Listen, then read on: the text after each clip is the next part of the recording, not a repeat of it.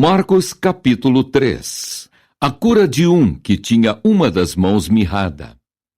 E outra vez entrou na sinagoga e estava ali um homem que tinha uma das mãos mirrada. E estavam observando-o se curaria no sábado para o acusarem. E disse ao homem que tinha a mão mirrada: levanta-te e vem para o meio. E perguntou-lhes: é lícito no sábado fazer bem ou fazer mal? Salvar a vida ou matar? E eles calaram-se. E olhando para eles em redor com indignação, condoendo-se da dureza do seu coração, disse ao homem: estende a mão. E ele a estendeu, e foi-lhe restituída a mão sã como a outra.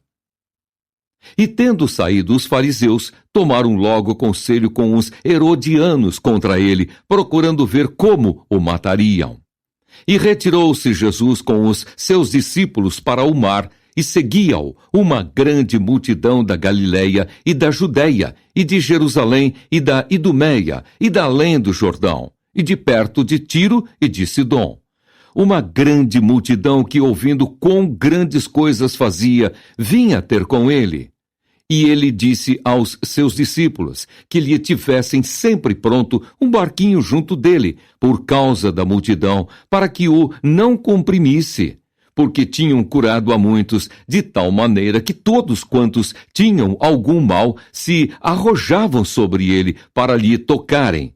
E os espíritos imundos, vendo-o, prostravam-se diante dele e clamavam, dizendo: Tu és o Filho de Deus!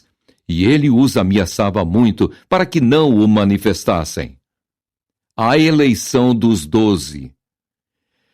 E subiu ao monte e chamou para si os que ele quis. E vieram a ele, e nomeou 12 para que estivessem com ele, e os mandasse a pregar, e para que tivessem o poder de curar as enfermidades, e expulsar os demônios. Simão, a quem pôs o nome de Pedro, Tiago, filho de Zebedeu, e João, irmão de Tiago, aos quais pôs o nome de Boanerges, que significa filhos do trovão, André e Filipe e Bartolomeu, e Mateus, e Tomé, e Tiago, filho de Alfeu, e Tadeu, e Simão, o Zelote, e Judas Iscariotes, o que o traiu. A blasfêmia dos escribas. E foram para uma casa, e afluiu outra vez a multidão, de tal maneira que nem sequer podiam comer pão. E quando os seus parentes ouviram isso, saíram para o prender, porque diziam: está fora de si. E os escribas que tinham descido de Jerusalém diziam: tem Beelzebu, e pelo príncipe dos demônios expulsa os demônios. E chamando-os a si, disse-lhes por parábolas: como pode Satanás expulsar Satanás? Se um reino se dividir contra si mesmo, tal reino não pode subsistir. E se uma casa se dividir contra si mesma, tal casa não pode subsistir. Se Satanás se levantar contra si mesmo e for dividido, não pode subsistir, antes tem fim. Ninguém pode roubar os bens do valente, entrando-lhe em sua casa, se primeiro não manietar o valente. E então roubará a sua casa. Na verdade vos digo que todos os pecados serão perdoados aos filhos dos homens, e toda sorte de blasfêmias com que blasfemarem. Qualquer, porém, que blasfemar contra o Espírito Santo nunca obterá perdão, mas será réu do eterno juízo. Porque diziam: tem espírito imundo.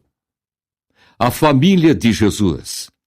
Chegaram então seus irmãos e sua mãe, e estando de fora, mandaram-no chamar. E a multidão estava assentada ao redor dele, e disseram-lhe: eis que tua mãe e teus irmãos te procuram, e estão lá fora. E ele lhes respondeu, dizendo: quem é minha mãe e meus irmãos?